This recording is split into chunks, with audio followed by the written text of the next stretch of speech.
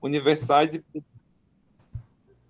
universais e predicáveis, e eu vou falar de predicamentos e a conclusão. Tá ok? Exato.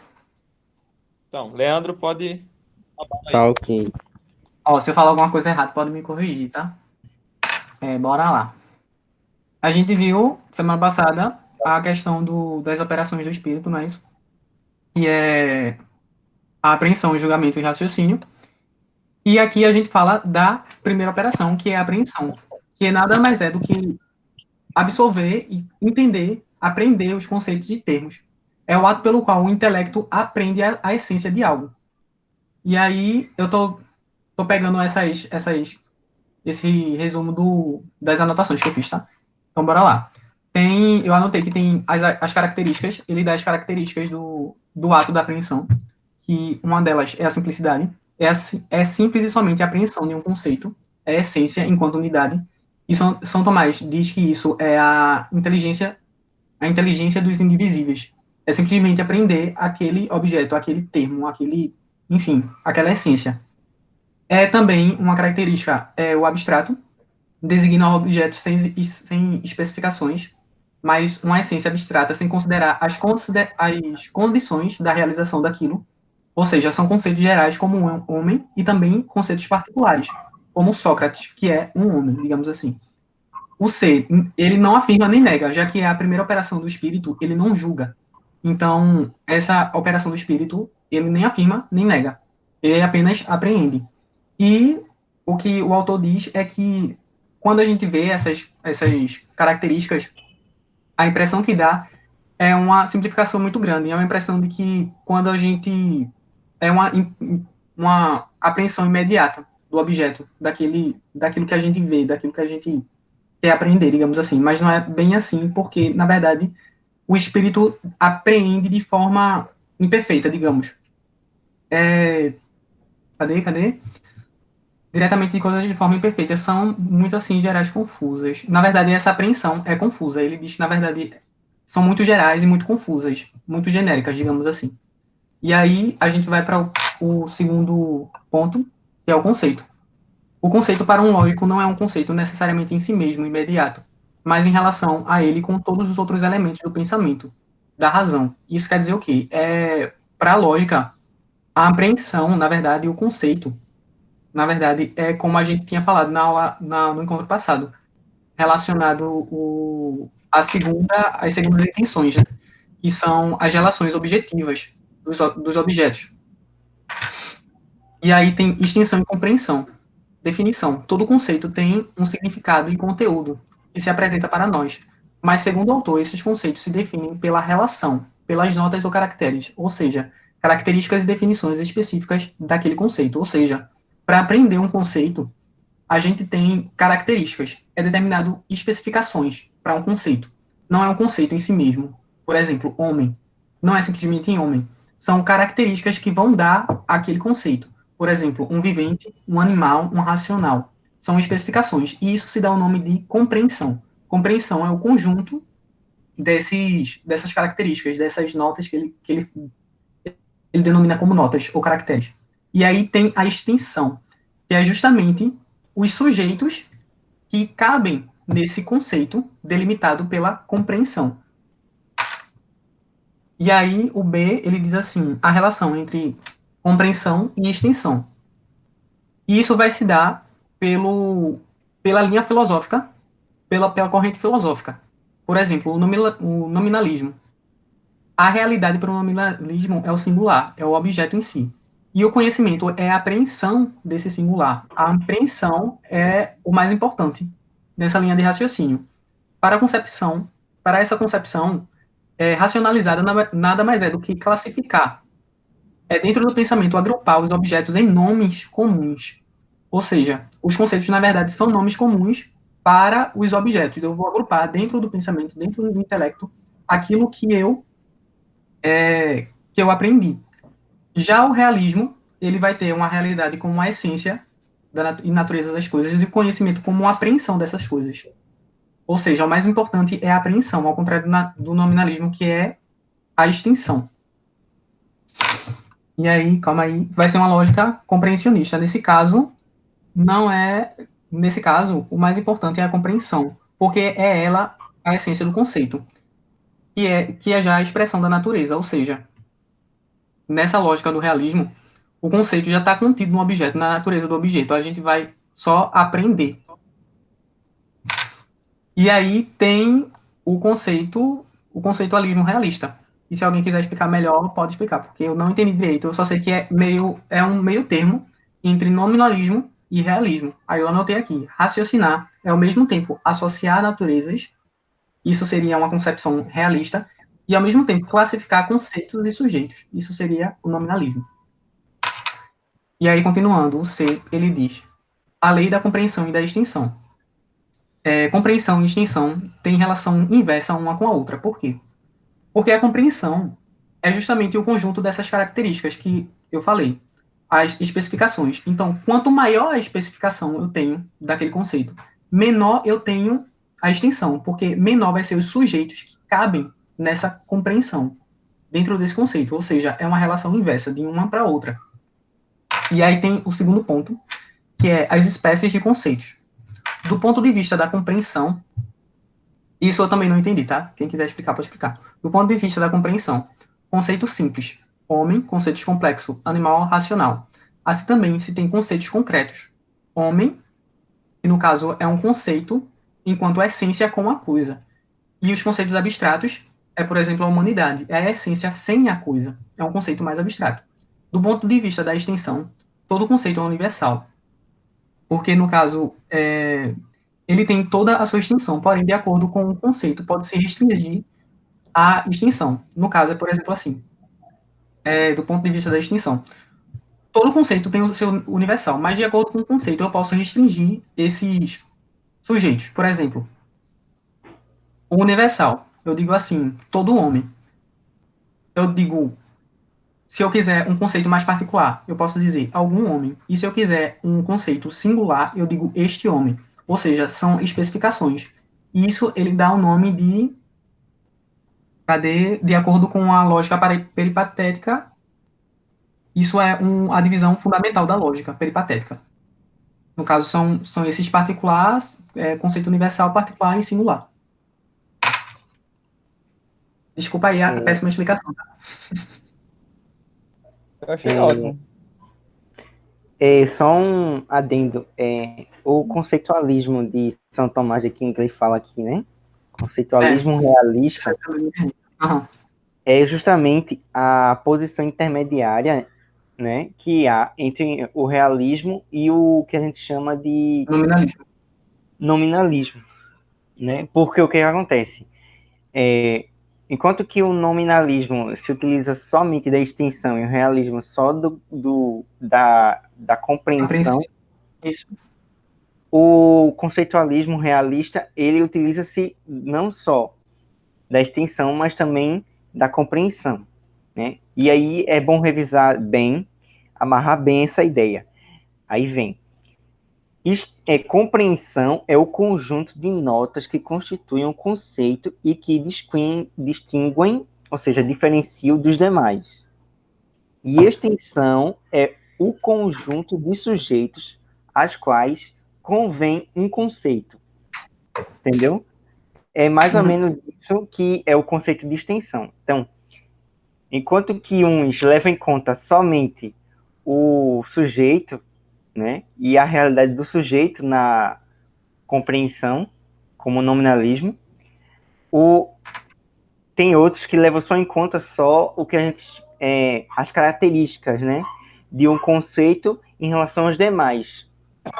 Só que na realidade não é isso, né? A verdadeira compreensão lógica é os dois trabalhando junto, né? Os dois tipos de concepção, extensionista e conceitualista.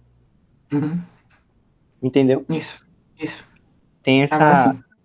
Agora isso na prática, né? Como é que a gente compreende isso na prática, né? Pois é, talvez tenha sido por isso que eu não tenha entendido. Por exemplo, eu vou tentar exemplificando mais. Por exemplo, tu toca violão, não toca? Pronto. Eu vou fazer esse exemplo.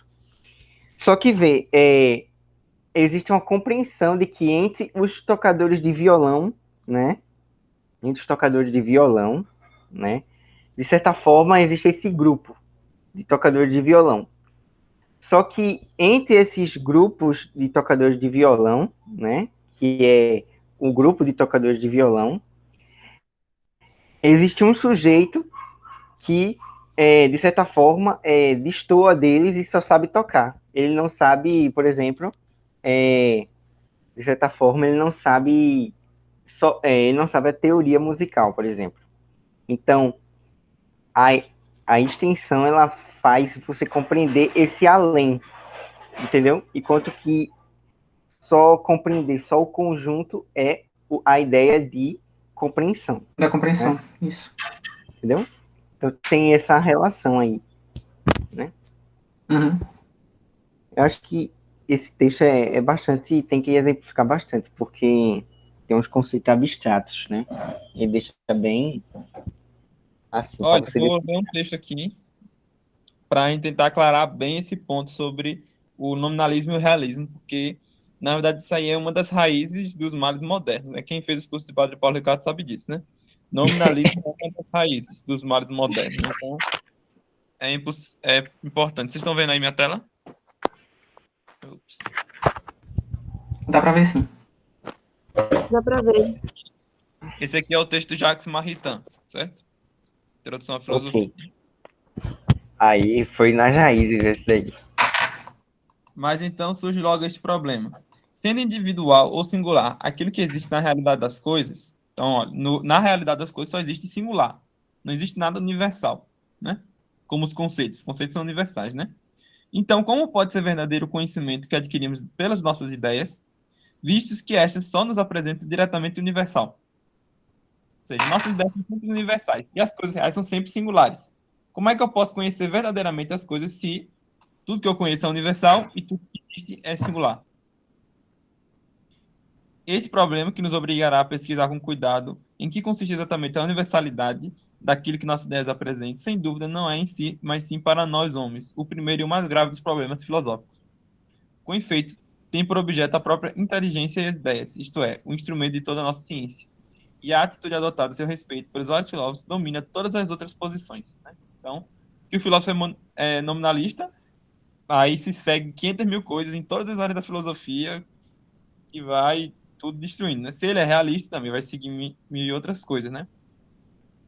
Então, a primeira escola é a nominalista, para a qual o universal só se encontra absolutamente nos nomes, ou nas ideias, sem que a isto nada corresponda na realidade das coisas.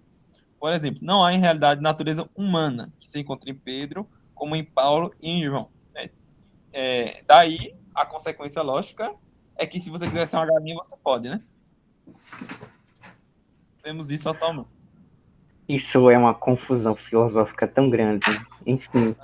Porque o que ocorre é o seguinte, de certa forma, quase grande parte das escolas filosóficas, né, que existem aí hoje, né, marxismo, feminismo, né, por exemplo, né, surgiram a partir, né, dessa concepção aí, né, de que não existe o universal, não Não, todas é as escolas filosóficas incompreensível modernas a estão. verdade, né? O próprio o iluminismo, né, surgiu daí também, né? O empirismo, tudo isso daí. Se você olhar a lista, você vai ver, né? Guilherme de Ockham, Hobbes, Locke, Berkeley, Hume, Stuart Mill, Spencer, praticamente todo mundo. Hume Ó, é totalmente assim, ateu, né? É o cara que realmente vai meter o pau no cristianismo e tudo mais. Enfim. isso destrói pura e simplesmente o conhecimento intelectual e faz da ciência uma ficção. Estas escolas têm como representantes mais características na antiguidade os sofistas e os céticos, nos tempos modernos os mestres da filosofia inglesa, etc. A escola realista, realismo absoluto, para a qual o universal como tal, o universal em estado separado, tal qual está no pensamento, constitui a realidade das coisas, o que faz do conhecimento sensível uma ilusão. O que é real é, por exemplo, uma natureza humana, existindo fora do espírito em si mesma e em estado separado, um homem em si, sistema de Platão, ou ainda um ser comum existindo, tal qual o espírito como uma só e única substância, doutrina de Parmênides, filosofia brahmanista. Certos filósofos modernos, Spinoza e Hegel, apresentam-se mais ou menos como o realismo, parentam-se, né?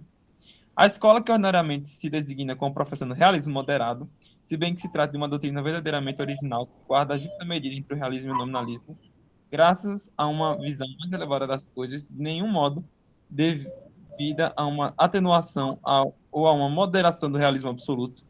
Esta escola, distinguindo a própria coisa e o modo de existência, ou estado sobre o qual ela se encontra, ensina que a coisa existe no espírito sobre um modo universal e, na realidade, sobre um modo individual. Então, vejam aí, né? A humanidade, né, o ser humano, existe dentro do nosso espírito, a nossa ideia, num modo universal e, na realidade, num modo singular, ou seja, os homens particulares. Daí, aquilo que aprendemos pelas nossas ideias sobre um estado de universalidade existe realmente, porém nas próprias coisas. E, por conseguinte, sobre um estado de individualidade, não sobre um estado de universalidade. Assim, por exemplo, não há na realidade uma natureza humana que se encontra tanto em Pedro como em Paulo e João, etc. Mas fora do espírito, cadê? Não existe, a não ser nesses sujeitos individuais e identificados com cada um deles, e não em si mesmo ou em estado separado. O realismo moderado é a doutrina de Aristóteles e de Santo Tomás. Então, resumindo, aquilo que nossas ideias nos apresentam sobre um estado universal não existe fora do espírito, sobre esse estado de universalidade, mas existe fora do espírito, sobre um estado de individualidade. Deu para entender? Sim. Pronto. Bem melhor. Agora está claro, né? E o realismo, peraí, o realismo, vamos ver aqui. O realismo diz que aquilo que nossas ideias nos apresentam sobre um estado de universal existe na realidade sobre este estado universal. É falso, né? Não existe.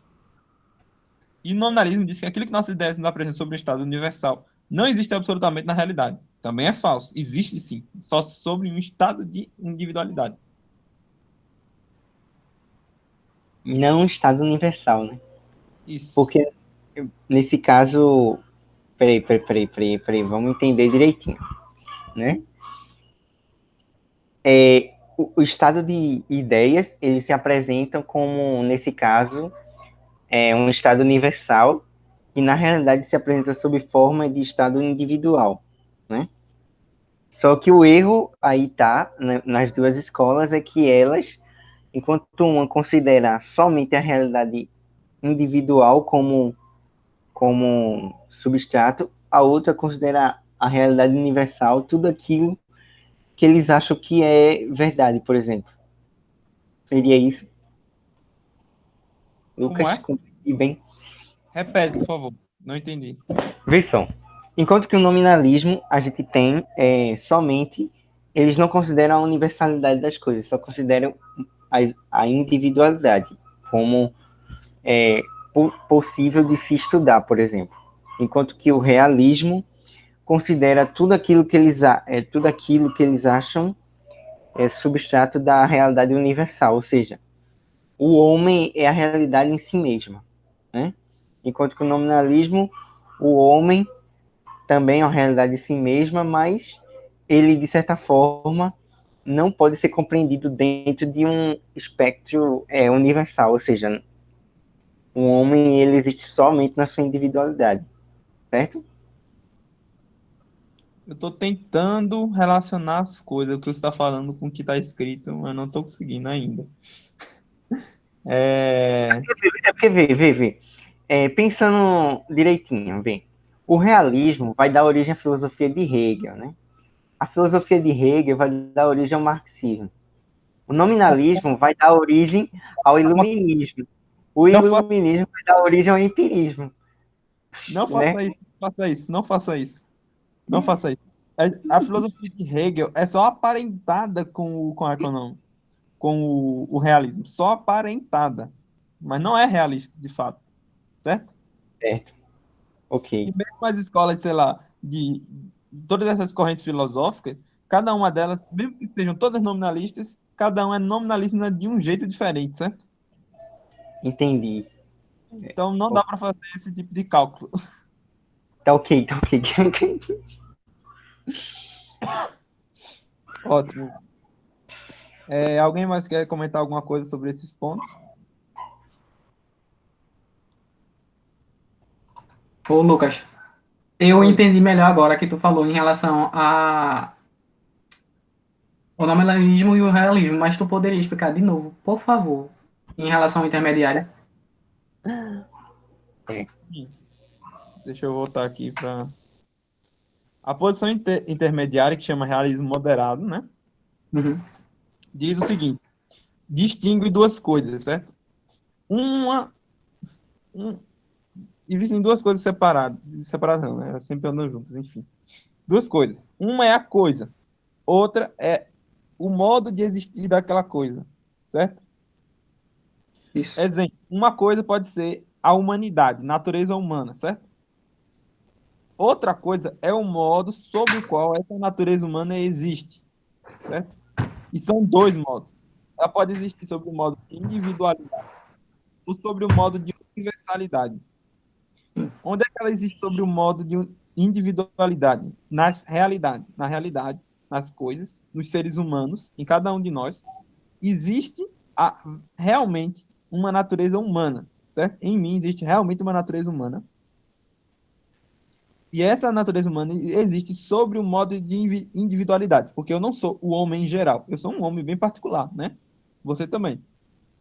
Então ela existe em nós sob o modo de individualidade.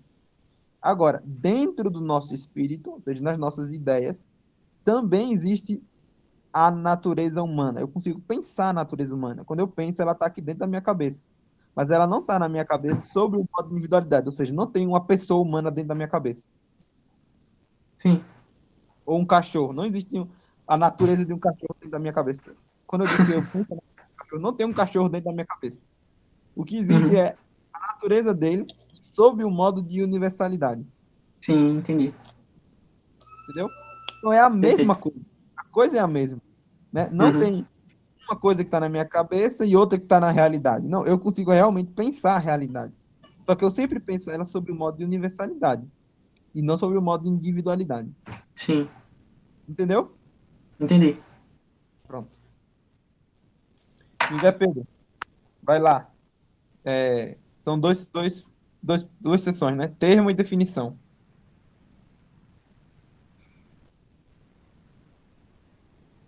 Nossa, minha gente. Mas Não, enfim, vamos não lá. estava, o chão continua. José Pedro? José Pedro. José Pedro? Eu acho que ele não tá, não. Tá online. José Pedro joined, left. Ele tá aqui, ó. Alô, José Pedro?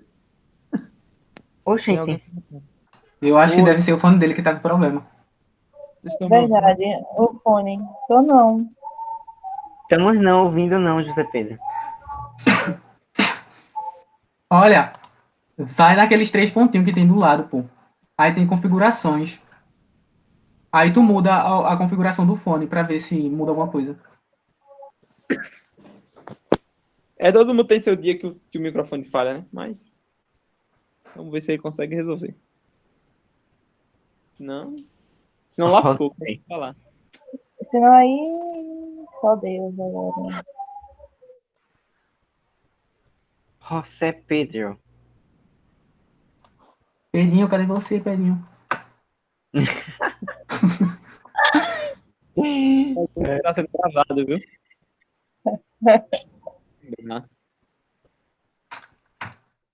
Beleza. Deixa eu mudar para o celular, beleza.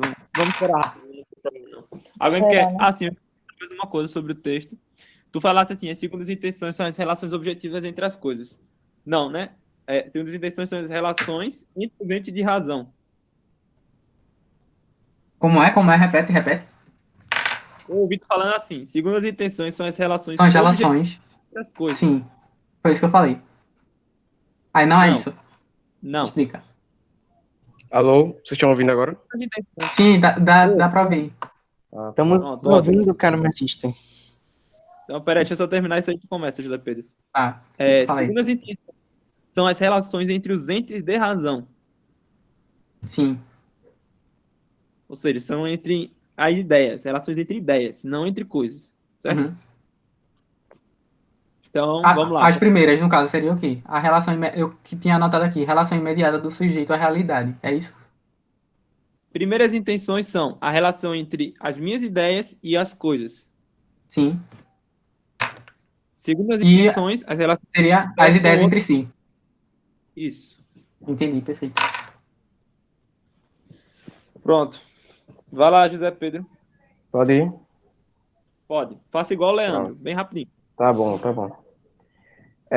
Vamos lá, o termo. O que é o termo? Aí ele vem definir. Eu vou pular essa parte de definição que tem aqui e vou dizer logo a consequência da definição, que é assim. Os termos são signos dos conceitos. E os conceitos são signos das coisas que existem na realidade. Ou seja, quando a gente tem o processo de apreensão, a gente forma um conceito na cabeça, e esse conceito é o signo da coisa que existe na realidade. De forma que esse processo de significação ocorre pela apreensão da essência daquela coisa pelo intelecto.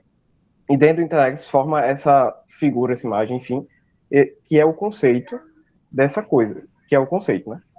Que é a essência dessa coisa dentro do intelecto. E quando a gente, por ser um ser social, etc., e por manifestar exteriormente esses conceitos, a gente tem os termos. E os termos, quando vão significar esses conceitos, eles não significam da mesma forma que o conceito significa coisa. Eles significam arbitrariamente, eu esqueci o nome.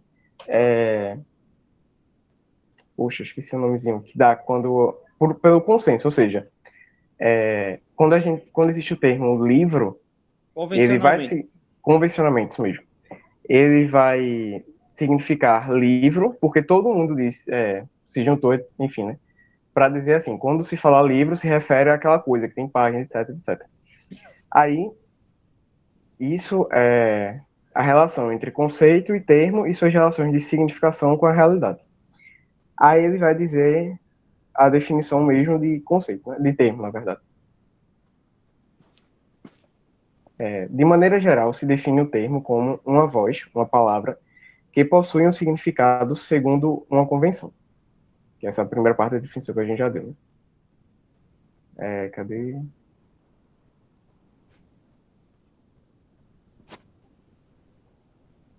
Aí, no final da primeira parte, ele diz a frase que eu usei a frase de São Tomás que eu usei para conceituar, né? O termo é o signo do conceito e o conceito é o signo da coisa.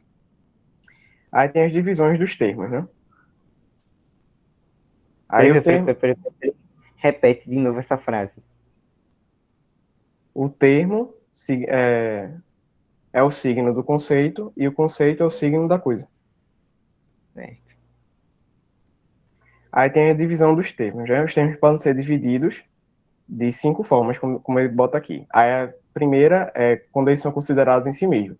Aí as primeiras divisões de quando é considerado em si mesmo são iguais às do conceito. Por exemplo, simples e complexos, concretos e abstratos, singulares, particulares e universais, coletivos ou divisivos. Isso aí Leandro já disse na parte de conceitos, né? E eles podem ser unívocos, análogos, equívocos, de gênero, espécie, diferença, próprio e de acidente, que é o que a gente vai ver em universais e predicáveis. Aí os termos podem ser classificados também quando são partes da enunciação. Ou seja, como diz aqui, né? Eles podem ser categoremáticos, ou significativos, na verdade, por serem a parte essenciais da enunciação, aí são os significativos, ou eles podem ser co-significativos, quando eles são partes que só têm significado dentro da enunciação quando se referem aos termos principais. Aí a divisão C ele fala da teoria nome e verbo. Aí, brevemente, ele vai dizer que nome é aquele termo que tem por objetivo expressar a essência de uma coisa a essência não é a mesma, sem considerar seu estado atual.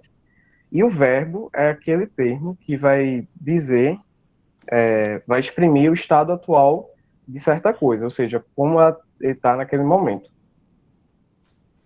Aí depois a quarta divisão é a da, como que chama? Sujeito, cópula, predicado. Ele vai dizer que isso acontece quando um verbo é usado para ligar dois nomes, o nome sujeito e o nome predicado. Só que aí, no caso, ele vai falar que essa cópula do verbo pode ser tanto explícita, quando o verbo aparece no enunciado, ou implícita, quando o verbo não aparece no enunciado, mas ele pode ser.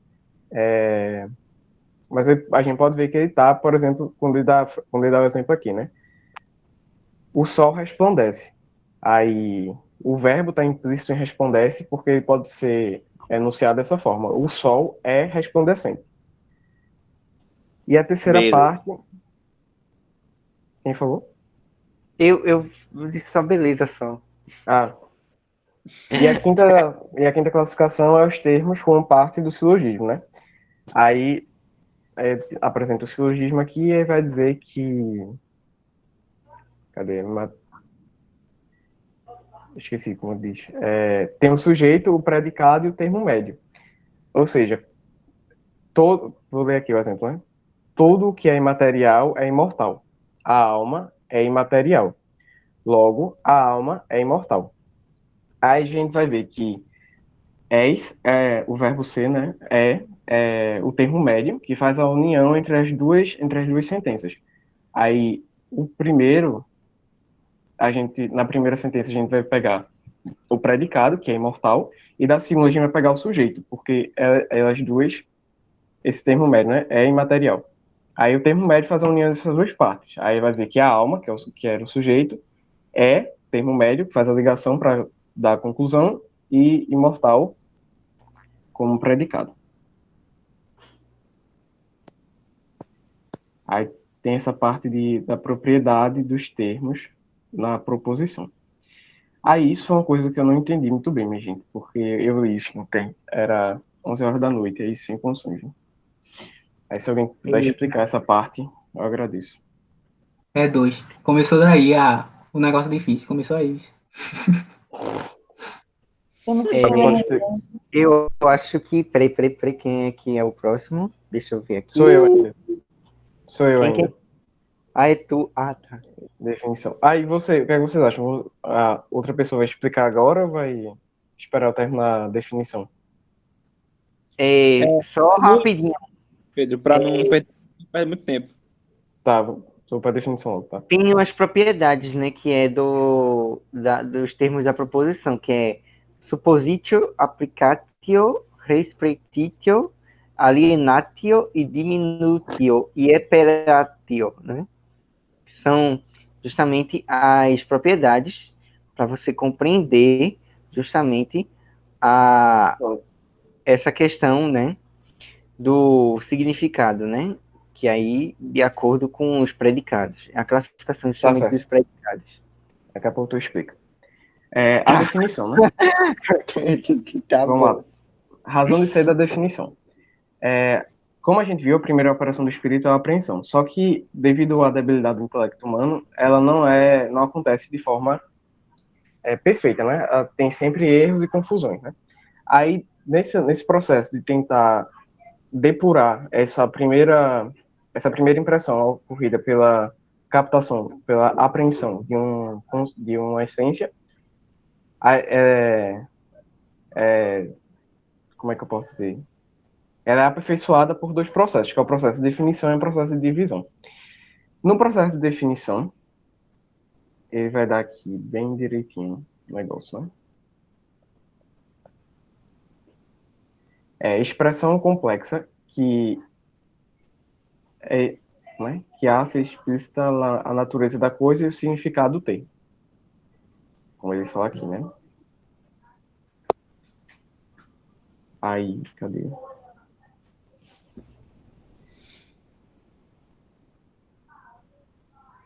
Ai, me perdi. Calma. Respira. Pronto. Aí, enfim, a definição é isso, né? Que é um dos processos de depuração da apreensão, né? Aí vai dizer que há algumas espécies de definição. Aí vai falar que existe a definição essencial, que se dá pelo gênero e a espécie da coisa. Por exemplo, quando a gente vê o homem, a gente vai dizer que ele é um animal racional. O animal é o gênero, ou seja, há várias coisas que tem que se enquadram nesse grupo de animal. Só que a diferença do homem para os outros animais é que ele é racional, ou seja, a diferença específica, uma especificidade do ser humano é que ele é racional no meio do grupo dos outros animais. Aí tem as outras definições, que é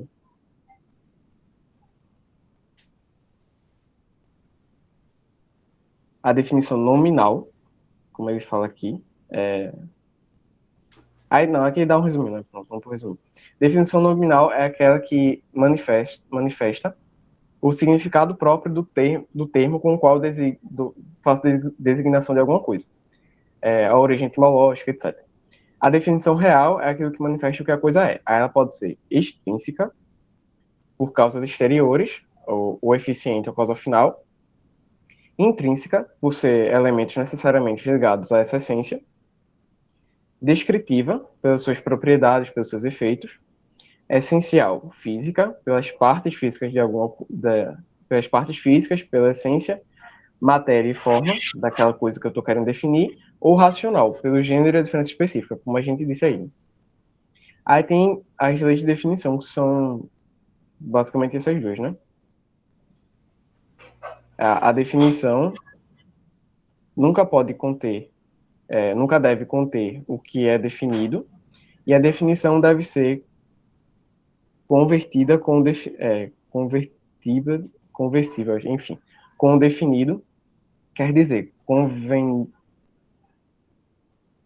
Deve conter o definido. E a definição deve converter o definido e isso dizer mesmo. e convencer que todo o definido só pode ser com o definido. Tu tá Pronto, onde? aí, página 35. 85, 85, sim. Pronto. Aí terminei. Se eu falei alguma coisa errada, se faltou alguma coisa, completem, por favor.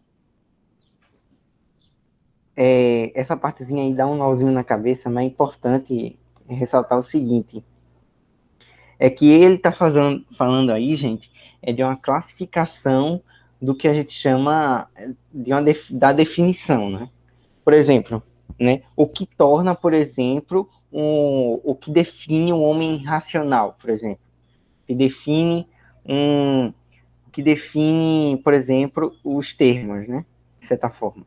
Porque antes ele falou da natureza do termo, né, do que é o termo, né, e tal, né, e aí depois ele vai para a definição do termo, né, e nessa definição do termo, né, ele vai justamente falar dessas características, que o termo pode ser definido, né, como nominal, né, real, intrínseca, descritiva e essencial, né? Só que essas características aqui, tem extrínseca, intrínseca, descritiva e essencial, a gente, na realidade, a gente só pode alcançar essas características a partir de aquilo que a gente vê e se manifesta na coisa propriamente dita, né? O nominal, ele é mais ligado ao significado do termo, ao termo propriamente dito. Quase que uma gramática, né? Enfim. E só voltando um pouquinho, né, sobre aquelas... Só voltando aqui das propriedades do termo e da proposição. Na proposição. Que é justamente o seguinte. Existe o supósio, né? Ampliatio, restitio, alienatio e diminutio e appelatio, que são características que são propriedades, na realidade, dos termos. O supósio é o termo que pode justamente ser notável entre essas propriedades, mas ele designa uma função, né, desse termo, né? E aí ele justamente coloca essa questão, certo? Já as outras propriedades, ele não explica bem aqui detalhadamente, né? Só que a gente supõe que, na realidade, todas essas propriedades, elas estão ligadas justamente às proposições dos termos, né? Ao, aos termos, né, que têm um significado preciso. Então, por exemplo, aí ele vai classificar os supósitos materiais, né? Que ele vai dizer que é quando o termo refaz a si mesmo, né? Supósito imprópria, quando o termo refaz metaforicamente a realidade que representa. Então, são todas características ligadas aí. Simpósio simples, que é o termo ligado à natureza, né? Simpósio personalis, que é o termo ligado justamente à ideia de universal, né? Então, tudo isso, né, são características dos termos, são propriedades dos termos, né? Enquanto que a definição, né, é algo que é mais ligado ao que se desenvolve a partir dos termos. Como eu posso definir os termos? Como eu posso ordenar os termos? Isso. Então, Olha, a diferença aqui é a seguinte, né? Essas propriedades aqui, elas só ocorrem para o termo, são só aplicadas ao termo, enquanto ele faz parte de uma proposição. Fora de uma proposição, um termo não tem nada disso, certo? Dentro de uma proposição é que ele pode ter essas características, certo? Ele só trata de uma delas, então a gente também esquece as outras, esquece tudo. A gente só vai tratar da suppositio, né?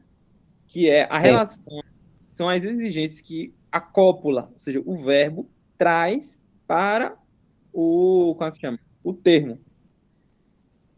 Então, por exemplo, né? Eu acho que esses exemplos aclaram bastante. Adão está em Paris. Esse verbo ele é um verbo no presente. Isso exige que o sujeito exista no presente. Exige, ou seja, supõe, suppositio. Então, supõe que o sujeito esteja no presente. Mas Adão não está no presente, morreu faz muito tempo. Então, o que é que a gente diz? Que o sujeito não é suponente. Né? Aí tem essa cara de suponer ou não suponente. Quando isso não tem esse problema, quando isso não ocorre, então a gente diz que o sujeito é suponente. Por exemplo, cadê o exemplo? Napoleão foi papa. Ora, quando Napoleão estava vivo, o papa existia. Né? O papado existia. E ele realmente existiu no passado. Eu não estou dizendo Napoleão é papa. Seria muito errado, porque como é que chama? Exigiria que a Napoleão existisse no presente. Ele não existe, né? Mas como eu estou dizendo, foi no passado, então não tem problema, certo? Então, o sujeito aí é suponente, sim. Apesar da frase ser falsa. Deu para entender?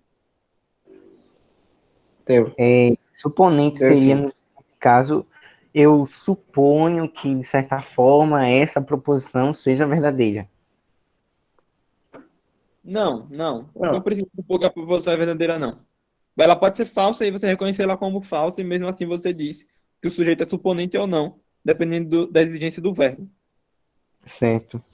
Isso é bem gramático. Material é quando o verbo aparece na frase significando ele mesmo. Por exemplo, Petrus est vox, ou seja, Pedro é uma palavra. Pedro é uma palavra. Pedro não está se referindo a nenhum Pedro, na realidade. Ele está se referindo à própria palavra Pedro, que é uma palavra. Certo. Modernamente, a gente costuma colocar entre aspas a palavra Pedro, para indicar que a gente não está se referindo a Pedro mesmo, mas à própria palavra. Bem, na época não existia isso, né? Eles falavam de suposição, como é que chama? Material. A imprópria seria basicamente uma metáfora, né? Então, venceu o leão da tribo de Judá. O leão da tribo de Judá é nosso Senhor Jesus Cristo.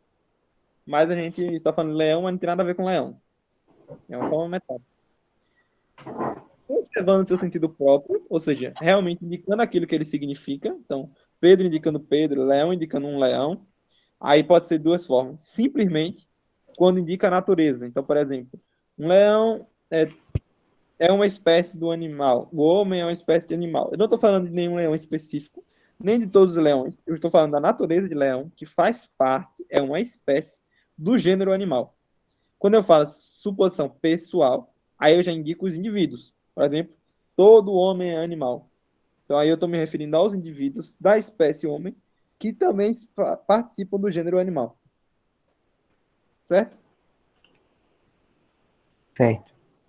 Ótimo. Então, José Pedro já terminou a dele. Marília, Foi. você vai Vamos conseguir lá, falar. né? Fala, Dizião. Ah, ele vai tentar, né? Porque a gente tá aí pra quebrar a cara mesmo, brincadeira. Mas é isso, assim, é aquela realidade, né, pessoal? Já, assim, começo nessa apresentação, assim, pedindo perdão, tá certo? Se eu errar alguma coisa, pode me corrigir, estou aberta. Então, assim, vamos lá, né? Enfim, tô nervosa, gente. Mas, enfim, vai dar certo. Olha, eu tentei resumir do resumo do resumo, porque eu sou assim, eu gosto da compreensão, da compreensão, da compreensão, da compreensão. Então, se não tiver muitos termos técnicos, nem muito formais, me perdoem, tá certo? Porque é a forma que eu consigo explicar. Bem, assim, no que eu pude compreender, né, na questão da divisão, ele vai falar a questão da definição da divisão, né? Aí vai definição de la divisão. Então, ele vai dizendo que, como foi dito lá na definição, a divisão era um procedimento lógico, né, que teria como finalidade suprir essa insuficiência, né, do olhar imediato no nosso espírito, né. Então, assim, deixa eu ver aqui, aí, enfim, ele vai falando essa questão aí, da questão do conceito e tal, mas que nesse tempo, vamos ler tudo isso aí, é só, a divisão era para distinguir, certo? É distinguir algo do outro. Então, para ajudar nessa compreensão mais complexa, para ajudar a entender, eu acredito que é isso que eu fui resumir do resumo do resumo, certo? Aí, enfim, é isso, essa primeira parte dessa definição é isso aí mesmo. Então, nessa questão dessas espécies da divisão, ele vai classificar algo, né?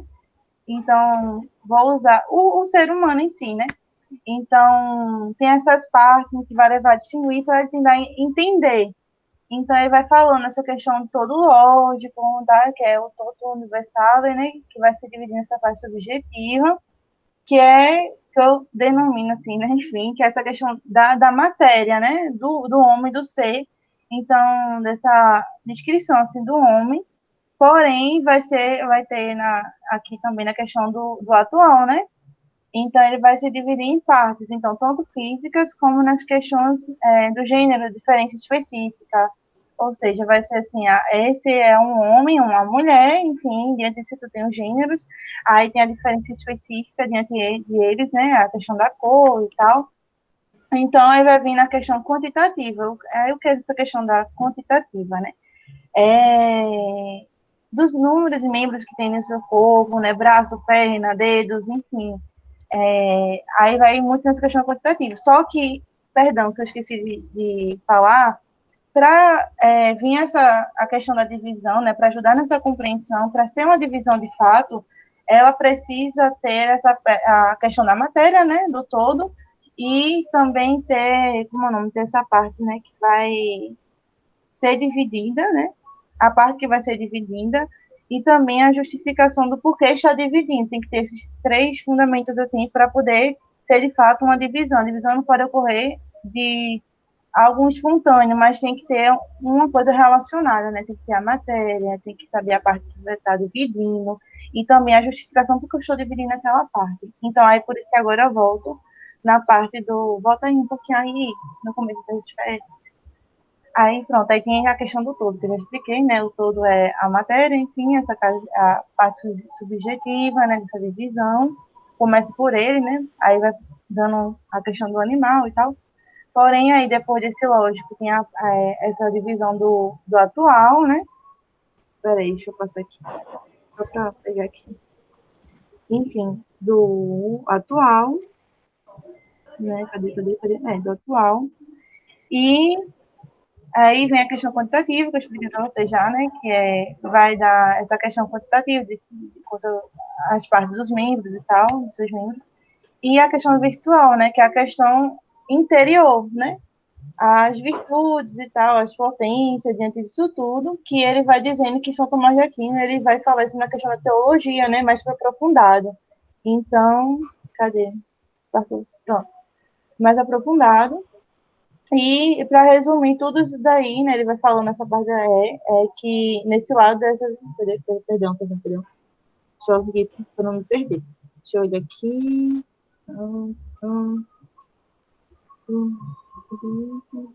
Assim, o lado das espécies, né, de divisão, que são chamadas, fundamento, é uma coisa dividida, a divisão acidentais, enfim, fundamentadas, enfim. Aí, então, cadê tu parte? Volta. Aí, para aí, pronto. Aí essa questão do sujeito, né, dividido, como eu falei, né, isso é só o resumo do resumo, né, que vai dividir o sujeito. É o sujeito, tal, a cor dele, aí vai dizer os membros, todas as características do homem para poder entender, né, essa relação.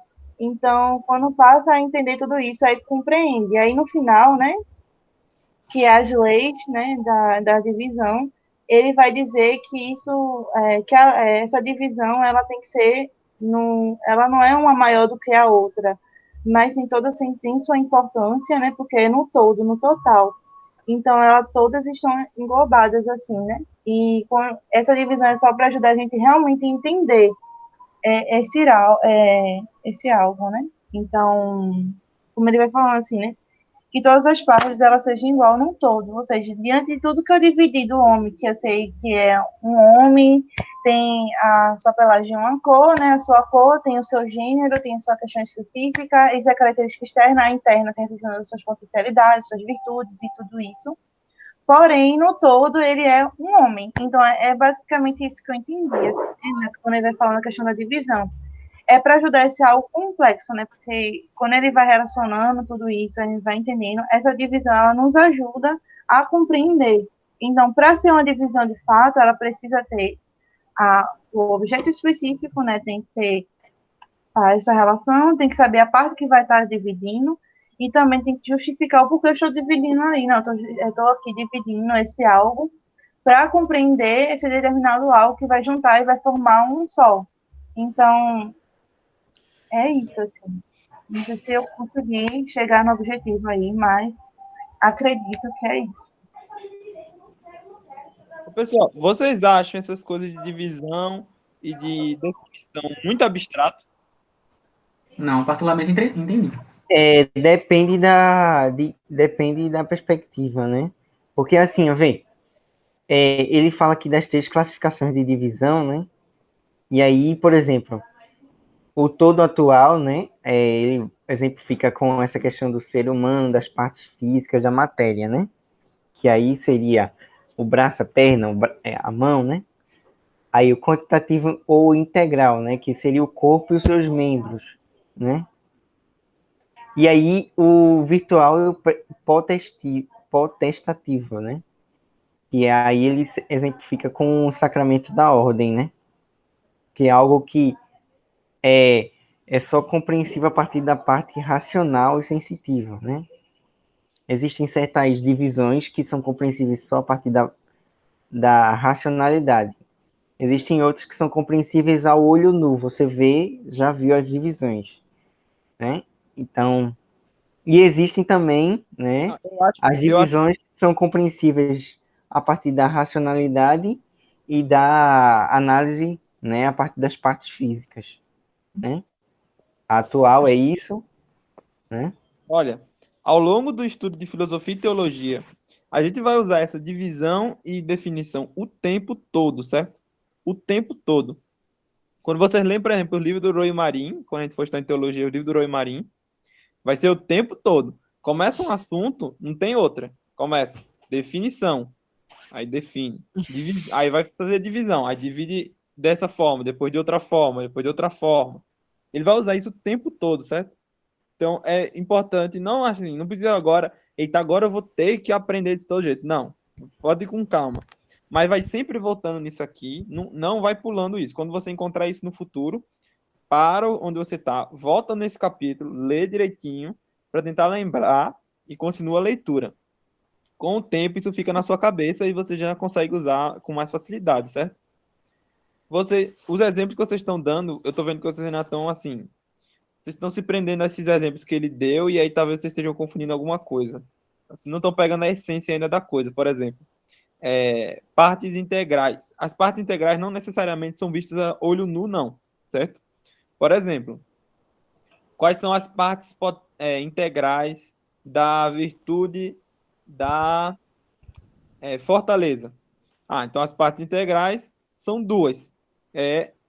A resistência contra o mal e o ataque pelo bem. Basicamente é isso. Ora, mas isso aqui não é nada visível ao olho nu, não. Isso aqui é completamente interior. Mas é parte integral, certo?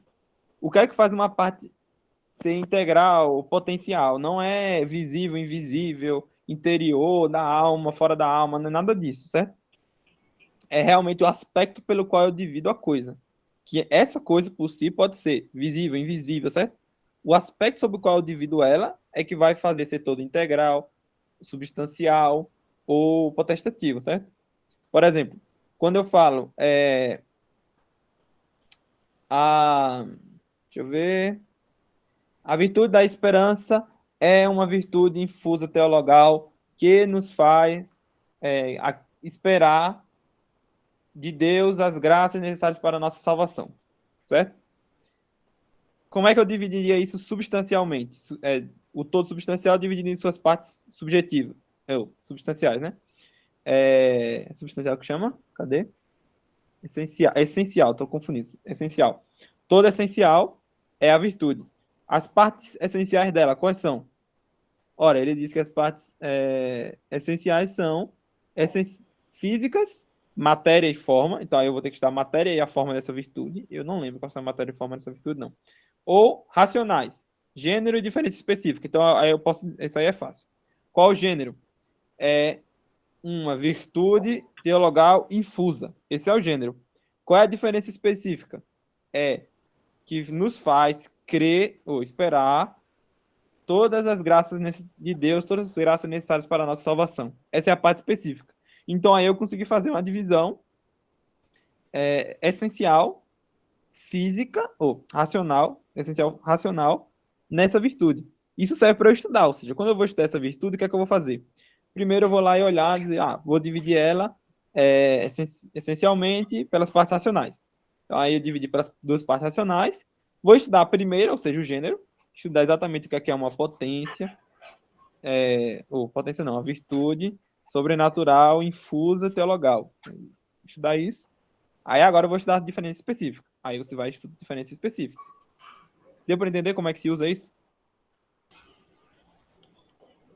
Mais ou menos. Mais ou menos. Quando eu achei que eu entendi alguma coisa. Não, de fato, eu compreendi o que eu estava falando. Na verdade, não é que nem que eu compreendi, mas é que deu um sentido naquilo que eu expliquei. Porque quando você... É como eu falei no começo, né? Disso tudo, no começar. Quando você vai explicar essa questão, estudado, e você tem que ler termo por termo, e é toda uma coisa muito, muito, enfim, muito profunda. Então, acaba se perdendo. Você acha que está naquela visão, mas ela é muito mais além. E é de fato como pelo que eu estava falando. Tá? E é isso mesmo, não é só para explicar algo que eu estou vendo, mas algo também, a questão interna. Então, tipo, algo que eu também não estou vendo, né? As graças, as virtudes, enfim, diante disso tudo. Aí deu para compreender melhor. Pronto, vou dar mais um exemplo. Ó, todo integral. Aí vocês falam, não sei se foi o Giovanni ou foi a Marília, falou assim, é visível. Não. Por exemplo, quais são as partes integrais do homem? Só são duas, corpo e alma. Alma é invisível, corpo é visível. Então, essas são as partes integrais. Agora, quais são as partes integrais do corpo? Ora, sendo o corpo visível, todas as suas partes vão ser visíveis também. Então, aí braço, perna, cabeça e por aí vai. Deu para entender? Beleza. Nesse caso, a divisão ela vai estar para o que vai.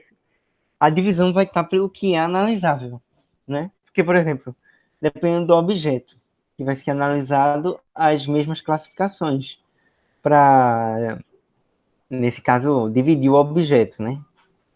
Então, se um objeto for, por exemplo, um celular, ele vai ter um todo atual, né? Aí vai ter as partes essenciais, o que a gente chama as partes racionais, vai ter o quantitativo integral e vai ter, nesse caso, a divisão virtual potestiva. Então, dependendo do objeto que for analisável, ele vai ter essas divisões e vai ter como dividir, né? Isso. Nem todos os objetos vão ter todos os tipos de divisão, certo? Beleza, ok. Mas, assim, a classificação chave para eu estudar os objetos é essa, né? É. Ok. Bem, outra coisa também, sobre a definição. A definição também vocês vão usar muito, certo? Então, por exemplo, se você, quando você for estudar, acho que a graça ou são sacramentos, eu estou esquecendo agora qual é um, que o Orochi Marinho mesmo faz bem assim, ou seja, ele vai dizer, olha, primeira coisa, definição, quais são os tipos lá de definição que eu já esqueci? Alguém me lembra aí? Pronto, aí ele vai começar. Definição nominal, aí ele vai dar. Aí vai comentar a definição nominal. Depois ele vai dizer definição real, aí vai dar. Depois ele vai dizer definição física, aí ele vai dar outra definição. Depois, definição racional, aí vai dar outra definição para a mesma coisa. Entenderam? Então, vai bastante, certo? Mas nesse sentido, por exemplo, é porque as definições elas estão relacionadas aos elementos e causas, né? Por exemplo, definição nominal é de acordo com o significado da coisa. Aí Isso. vem. Real é de acordo com aquilo que a coisa significa. Estística é de acordo com as causas exteriores, ou seja, o que é algo exterior ou o que é algo que pode ser o efeito do sacramento, né? Intrínseca é algo que é ligado à essência do sacramento, ou seja, algo que é mais interior. Descritiva seria as propriedades e os efeitos do sacramento. Aí, por Não, exemplo, essencial. é interior, exterior, como se fosse algo visível e invisível, não. Tá? Ok, então é porque, na realidade, essas definições aqui, para você tentar encaixar nos termos, fica um pouco complicado. Mas vocês vão se acostumando. Vamos logo, porque a gente já tá 11h24 e a gente ainda tá em universais, predicáveis e predicamentos. Vai lá, Oh, Giovanni, rapidinho. Universais e tá. predicáveis. Eu vou rápido, tá? Agora, desculpem aí, tá certo, gente? Eu intrometi na fala de todo mundo. Enfim, bom, universais, né? Aqui, a partir dessa parte, ele vai justamente fazer uma descrição um pouco das obras de Aristóteles, de Porfírio, né? E vai justamente falar sobre o que significa os universais, né? E as categorias de Aristóteles, ele vai falar um pouco sobre essas categorias, o Tratado de Porfírio e Boécio e tudo mais, né? Mas, enfim. Bom, os universais. Os universais, né? A gente tem aí letra A, letra B, né? Letra A e letra B e letra C, eu não sei se está aqui ainda. Letra C, letra D e letra E, certo? Que é justamente relacionado ao uso universais, ou seja, qual o estado do problema, né? Ou seja, está um problema dado, né? E aí, justamente, a partir desse problema, eu vou fazer as perguntas relacionadas a esse problema, certo? Que vai estar relacionada às ideias de gênero e espécie, certo? Que são ideias universais.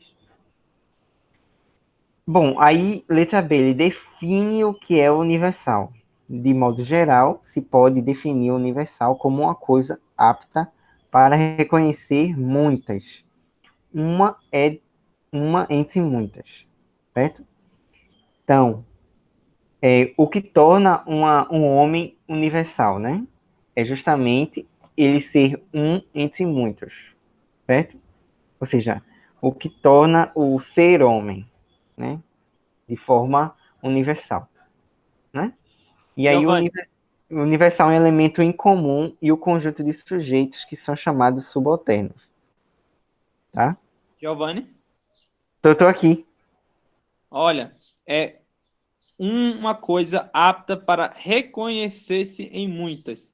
Por exemplo, Uma um coisa homem tá? Em conhecer. universal, Ok. um homem, eu ou você, não são universais, tá? Homem, em geral, é que é universal. Por quê? Porque eu posso reconhecer homem em vários. Em mim, em você, em todos os outros homens. Eu reconheço o universal homem. Por isso que ele é um apto a reconhecer-se em muitos. Um que é apto a estar em multis, né? Em muitos. Beleza. E aí, por exemplo, ele vai considerar aí que 6 proposições, né? 6 questões brevemente para considerar essa ideia do universal. A objetividade universal, a causa do universal e a propriedade do universal. Aí ele vai explicar justamente essas aqui abaixo, né? A objetividade é a realidade do universal, né? Que é justamente, aí ele vai citar os realistas, Platão, Sócrates, né? E vai falar sobre a noção comum que eu formo do homem se reconhece verdadeiramente nos homens reais, né? Então, por exemplo, né? A realidade, a objetividade do universal, ela é determinada por essa questão, né? Que exemplificando, é a noção comum. A causa do universal, né? Trata justamente do problema da metafísica, do conhecimento, da psicologia racional. Aí ele vai falar que justamente, de certa forma, é a causa da existência desse universal, né? Que é metafísico, ou seja, é a causa primeira, né? E aí ele relaciona isso, né? Dessa questão aí. A propriedade essencial do universal. Essa propriedade não é outra que a proedibitas, né? É uma atitude ou a atitude essencial do predicado, ou seja, é todo universal, por implicar em sua natureza mesma uma relação com seus particulares, pode por essa razão ser sempre atribuído. Então, de certa forma, ele vai colocar aí que, por exemplo, o universal animal, né? O universal animal, ele tem diferentes tipos de animais, que são propriedades essenciais desse universal animal. Até aí tudo bem. Eu acho que... E agora os predicados. Quer que eu vá para os predicados logo, Lucas? Pode ir. Ok. Bom, os predicados seria justamente... a teoria dos predicados se remonta de maneira imediata, né, à obra de Porfírio e Isaac Gauss, né? Só que os predicados nos prestam, né, títulos gerais de atribuição, certo? Eles atribuem características à universal. Definição, propriedade, gênero e acidente. São predicados para universal, né? Então, definição geral e definição dos predicados, né? Os predicados são diversas espécies de conceitos universais, né? Então, predicado caracteriza o universal. E, bom, exemplificando um pouco, né, os predicados em particular, né, que é justamente gênero próprio e acidente, né? O gênero pode ser definido como universal relativo às particulares partes diferentes uns dos outros, né? Então, o gênero, ele vai estar relacionado, tem um universal, né? Por exemplo, o universal pão, né? O universal pão, de certa forma, ele está relacionado, né? as relativo às particulares diferentes, especialmente, por exemplo, né, vai estar o pão o universal pão vai estar abrangendo, por exemplo, o pão francês, pão pão sem fermento, pão, enfim. Esse universal, o gênero, vai ser pão, e vai estar relacionado com esses particulares diferentes, certo? Espécie é o universal que pode ser atribuído a seus subalternos, expressando a essência e a maneira completa. Universais que são, de certa forma. Aí ele coloca aqui: a espécie se distingue do gênero e ela expressa completamente os seus particulares. Né? Pedro é homem, é expressado completamente sua essência. Né? Então existe essa relação, né? Que, por exemplo, se Pedro é homem, então existe essa relação entre Pedro e o homem, a espécie, né? Homem, né? Enfim. Agora vai. Deixa eu ver se eu não pulei aqui. O próprio. O próprio Não, a é o, diferença, o próprio, que é o próximo, né? A próxima não, cara. diferença específica. Ah, sim, sim, sim. A diferença específica. O universal que pode ser atribuído em seus particulares de maneira a qualificação do essencial. Então, por exemplo, existe uma diferença entre, por exemplo, se notará que a diferença como gênero e espécie expressa a essência do sujeito, mas baixo o essencial, devido ao especial. A diferença determina o gênero e a qualifica, e pode presidir, né, do gênero de atribuição que permanece sempre profundamente, né, relacionado. Então, por exemplo, o homem é racional, né? Ele está relacionado a essa ideia de diferença do homem em relação aos outros objetos, como, por exemplo, o animal, né? Que não é racional. Né? Então, existe essa diferença do universal. Né? Enfim, devido à sua característica que é essencial. Né? O próprio. O próprio é universal que expressa de maneira de qualificação. Alguma coisa que sobrevém acidentalmente à essência, mas que atribui necessariamente mas que se atribui necessariamente. Esta definição significa, de modo qualitativo, a predicação, né? E aqui é justamente essa questão. Por exemplo, o próprio, ele é algo que está relacionado intrinsecamente às qualidades que está naquela essência. Por exemplo, se o homem, aí ele coloca aqui um exemplo no texto, né? Mas eu não sei se esse exemplo é adequado, né? Porque ele vai misturar com acidente, a definição de acidente. Mas, por exemplo, essencialmente, essencialmente a hóstia consagrada, ela, de certa forma, tem aparência de pão, né? Ela tem a qualificação de pão, né? Tem o gosto de pão, mas ela não é pão. É corpo de Cristo. Então, a qualificação, ela é essa característica que é um pouco mais exterior do acidente, né? Que há acidentalmente, né? Você vê, de certa forma.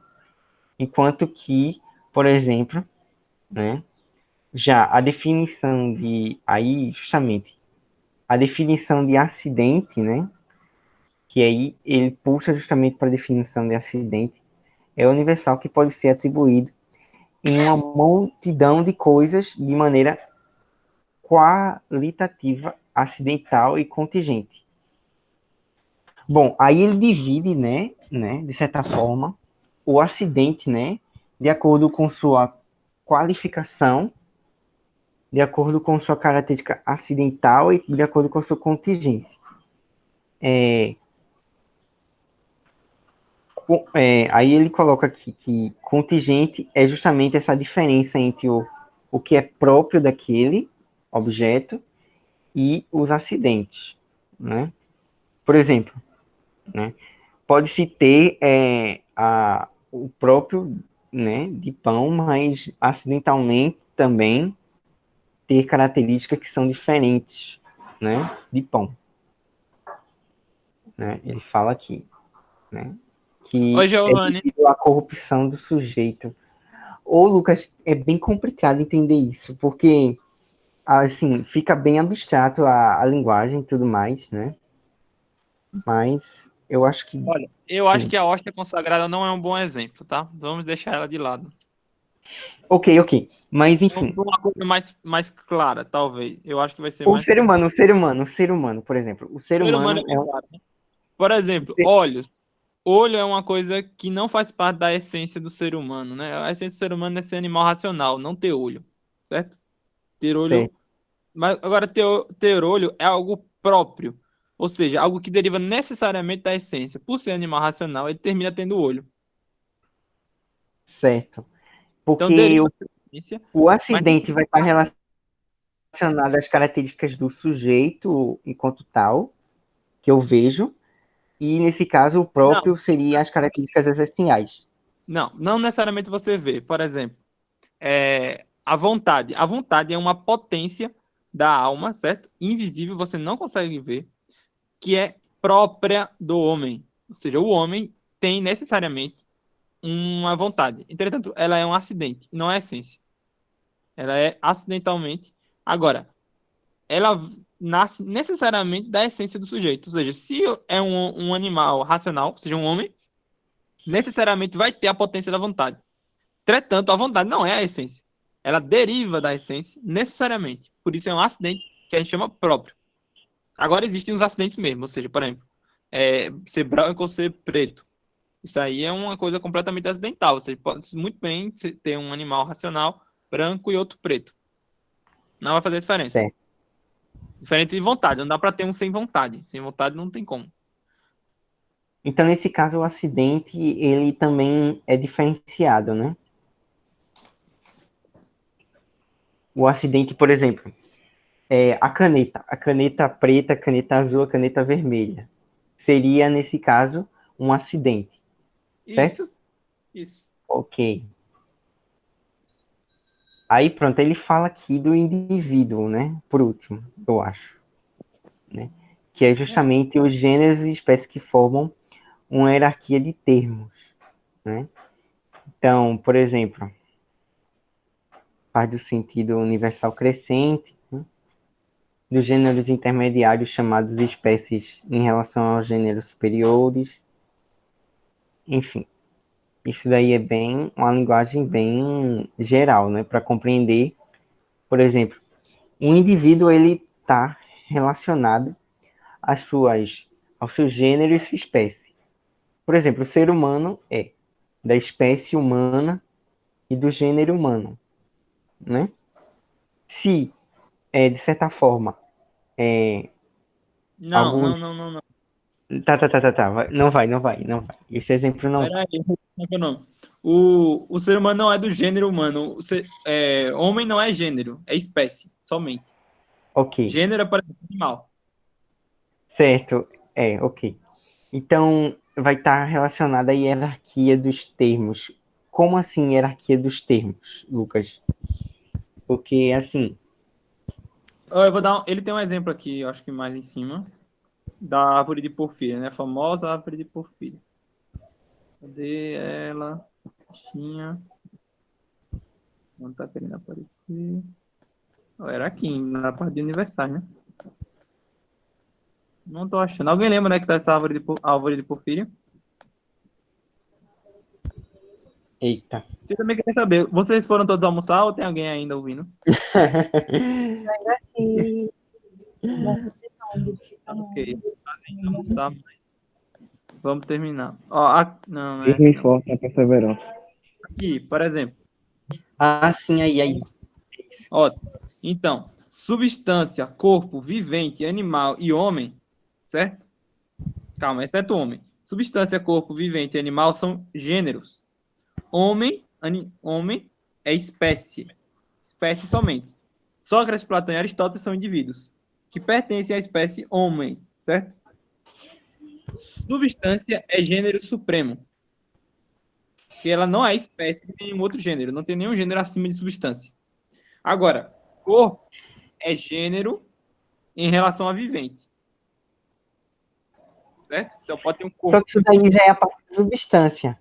Nesse caso, como explicar a hierarquia dos termos?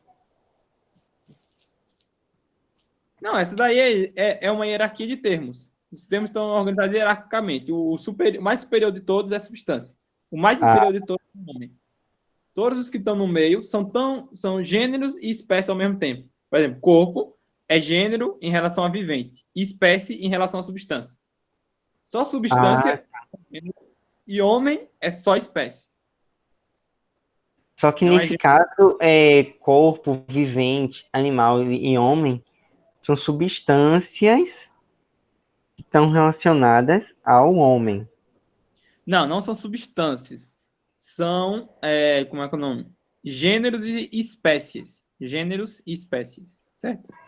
Agora, que englobam substâncias. Por exemplo, todo corpo é uma substância. Agora, corpo não é uma substância, né? Corpo é um gênero. Ai, meu Deus. Tá bom, Lucas, tá certo. Depois vocês meditam direitinho. O gênero é um grupo de coisas que tem uma coisa em comum. Essa coisa em comum Vamos só é o nome. concluir aqui. Com essa parte aqui, justamente, onde Beleza, ok. eu não sei se eu vou conseguir falar e ao mesmo tempo ir passando as páginas aqui, porque eu vou seguir pelo meu esquema, tá bom? Ok, ok. Os antipredicamentos são 3, certo? Unívoco, equívoco e análogo. Unívoco é quando uma palavra se aplica no mesmo sentido para várias coisas. Então, por exemplo, quando eu digo homem, eu sou homem, você é homem, no mesmíssimo sentido, tá bom? Equívoco é quando uma palavra serve para duas coisas, não tem nada a ver uma coisa com a outra. Por exemplo, manga de camisa e manga de comer. Duas coisas completamente diferentes que têm o mesmo nome. Análogo é uma coisa que, em si mesmas, são diferentes. Entretanto, sob certo aspecto, são semelhantes. Exemplo, e o mais importante de todos, certo? É o ser. O ser se diz analogamente, é o princípio mais fundamental da filosofia tomista. A gente vai estudar direitinho. Então, por exemplo, Deus ou seja, Deus existe, Deus tem ser? Sim. Eu existo, eu sou, eu tenho ser? Também. Mas no mesmo sentido que Deus? Não. Em sentido diverso de Deus. Ou seja, a gente diz que o ser é um conceito análogo que se aplica a vários indivíduos, mas de modos diversos. Um exemplo mais fácil, vamos tentar um exemplo mais fácil. Ele fala do bom, né? Então, um homem pode ser bom e uma fruta pode ser boa. Em certo sentido, as duas coisas são boas, ou seja, tem uma certa bondade nas duas, ou seja, tem algo de semelhante. Mas, ao mesmo tempo, não é a mesma coisa. Um homem ser bom significa, por exemplo, que ele tem virtudes como fortaleza, prudência, temperança. Que uma fruta seja boa significa, provavelmente, que ela é bem docinha, né? Ok. Então, as duas são boas, sob certo aspecto. Mas você vê que é uma coisa diferente, né? Da mesma forma, Deus e o homem. Então, Deus é bom, óbvio. O homem também pode ser bom ou ruim, né? Aí vai de cada um. Mas mesmo quando eu digo que um homem é bom e que Deus é bom, eu digo em sentido diverso. Ou seja, eu digo analogamente. Ótimo. Próximo. Os predicamentos. Os predicamentos são as 10 categorias de Aristóteles, certo? Que são os gêneros os gêneros supremos de ser. Então, naquela listinha, na hierarquia lá, a gente viu substância, né? Substância, corpo, vivente, animal, homem, né? Pronto. Ali o gênero supremo era a substância. Agora, os gêneros supremos são 10. Substância é o primeiro deles. Então, vamos ver, por exemplo, cor. A hierarquia de cor. Cor, quer dizer, a hierarquia de branco, né? Branco. Branco é um universal, sim, porque várias coisas são brancas, né? A cadeira é branca, o homem é branco, a nuvem é branca, etc. Tudo é branco. Agora, como é que chama? Branco não é substância, é acidente. E mais especificamente, são acidentes é um acidente fundamental, porque todos os corpos têm cor, né? Que a gente chama de qualidade. Então, vamos lá. Do gênero supremo, acidente, a gente deriva que é como é que é o nome? Um acidente de tipo fundamental. Qual acidente fundamental? Qualidade. Qual qualidade? Cor. Mas qual cor? Branca. Viram a hierarquia? A hierarquia de cores, né? Cor branca, azul, amarelo. Não, Seria? não é hierarquia de A cores. hierarquia é o que classifica. Como? A hierarquia é o que classifica, tipo, como na cor branca. Aí vai classificando pela coisa ou só pela cor mesmo? Olha, veja só. Como é que é o nome? Deixa eu botar essa arvorezinha aqui. Tudo isso é ser. Tudo isso é ser. Ou seja, você é branco, você é homem, tudo isso, certo? É ser. É o Ens. acidente. Agora, o ser, a gente diz o ser se diz de diversos modos. Ou seja, o ser é um conceito análogo. Tem uma certa analogia aqui, certo? Ou seja, a cor branca e o ser homem são dois seres, ou seja, são duas coisas que você é. Ele é homem, ele é branco. Entretanto, uma dessas coisas, ser branco e ser homem, não é o mesmo tipo de ser. Eu não estou usando a palavra ser, o verbo ser, no mesmo sentido. Estou usando em sentido semelhante, ou seja, em sentido análogo. Substância e acidente são duas formas de ser. Da mesma forma, Mas acidente, ele é algo que é aparente, não? como? O acidente é algo que é aparente, né? Não, não, não, não. A pessoa pode ter aparência de ser, assim, a pessoa tem aparência de ser humano, a pessoa é um ser humano, a Ele pessoa faz tem potência da alma. cor de ser humano, mas a substância está relacionada com a alma. Seria? Não, não. Esquece essa coisa de visível e invisível, que vocês estão se confundindo já faz tempo com esse negócio. Ó, por exemplo, Ai, a meu Deus. potência da alma. Vontade. Vontade é um acidente. Acidente. É um acidente. Próprio, mas é um acidente. Certo? Invisível, completamente invisível. Então não Ô, tem nada a Lucas, ver. vê só uma dúvida. Hábitos é o quê? Porque, assim, tá, os termos estão em latim aqui embaixo, né? Assim, não. Então, em ser, né? Substância e acidente. Estou lendo da esquerda para a direita, tá bom? Quantidade, qualidade e relação. Ação e paixão. Quantidade, qualidade e relação. Ação e Paixão. quando é o quê? Quando, onde, ubi, situs, que é em que situação, certo? E hábitos. Hábitos é hábito Hábito mesmo. é complicado, porque ele engloba 500 coisas. Por exemplo, ter, possessão. Eu tenho uma bolsa, isso seria meio que um hábito. Uma coisa que permanece em mim, certo? Mas é acidental. Eu posso deixar de ter a bolsa. Eu posso ser roubado, por exemplo, ou vender a bolsa. Ah, então acidentes seriam coisas que mudam, que podem mudar. Substância. Substância também muda, né? Mas quando muda a substância, você muda a coisa, né? Por exemplo, se eu morrer, eu deixo de ser homem. Daí eu passo a ser isso aqui passa a ser só um cadáver. Não é homem, né? Então muda a substância. O negócio é que substância realmente é o quê? Né? Porque, A enfim. substância é como se fosse assim, você tem que imaginar como é que é o nome? Uma pilhazinha. A substância é o que está mais embaixo. É o que sustenta todo o resto por cima dele, entendeu? Então eu tenho uma substância, ok? Sob a qual estão os acidentes. Ah, tá. Então a Por isso substância é a essência do ser. não encontra nada. Olha um branco ali voando. Um branco não voa. É alguma coisa branca. Uma nuvem branca, um pássaro branco, um avião branco. Mas não branco. Então a substância é o que sustenta o ser, é o que E torna o ser ser. substare. É estar por debaixo do resto. Substare. Substância. É o que está por baixo. Certo. Sem ela, não tem acidente. Isso. Os acidentes ficam em cima da substância. Por isso que os Ah, acidentes a substância permanece. ah. Enfim, já perdemos muito tempo nesse negócio. Vamos pular logo. Ai, Deu para entender esse negócio todo de substância, acidente, essas coisas? deu para entender. Ótimo. Aí ele fala dos pós-predicamentos, né? Ele nem trata de todos. Por exemplo, a oposição, ele não fala nada sobre a oposição. Eu também não vou falar nada, né? Prioridade, movimento, motos, ele também não fala nada, porque ele diz que vai tratar em física, né? Prioridade e simultaneidade são dois que estão bem relacionados, né? Significa simplesmente que uma coisa vem antes e outra depois. Ou as duas vêm ao mesmo tempo. Agora, pode ter simultaneidade quanto ao tempo ou quanto à natureza. Exemplo de simultaneidade de prioridade quanto ao tempo. O pai vem antes do filho. Óbvio.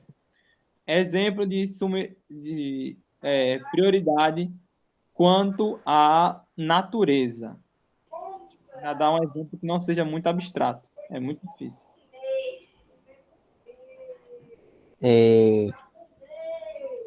Ótimo. O corpo e a alma. O corpo e a alma, quando surge um ser humano no ventre de uma mulher, surge com corpo e com alma ao mesmo tempo, né? Não surge primeiro o corpo, depois a alma, nem a alma, depois o corpo. Surge os dois ao mesmo tempo. Não é isso? Isso. Agora tem uma prioridade em relação à natureza, ou seja, a alma é mais importante que o corpo, mais ou menos isso. Mas eu acho que o exemplo ainda não ficou muito bom, não é muito apropriado. Não é. Que aí. Bem, eu vou ter que dar um exemplo abstrato. Um exemplo abstrato. As potências da alma, de novo. A essência da alma vem primeiro. Da essência derivam as potências. Agora, você nunca vai encontrar a alma sem as potências. Ou seja, nunca houve um momento no tempo em que tivesse só a alma sem as potências dela. Não. As potências sempre estão junto com ela. Agora, quanto à natureza, você tem uma prioridade. As potências derivam da alma, da essência da alma. Certo? E, por fim, esse verbo habere, ter, né? Tenere, em espanhol, que ele fala, né? Que tem várias coisas. Ou seja, ter febre, é um exemplo. Ter 30 anos, ter uma bolsa, qualquer coisa desse tipo, né? Tem muita coisa aqui. O Aristóteles fala de 5 modos de ter. Aí vocês podem ler lá no livro das categorias. Mas é muito abrangente, certo? A conclusão é basicamente resumir tudo que a gente já viu. Eu não vou rever porque já está muito tarde. Quase meio-dia.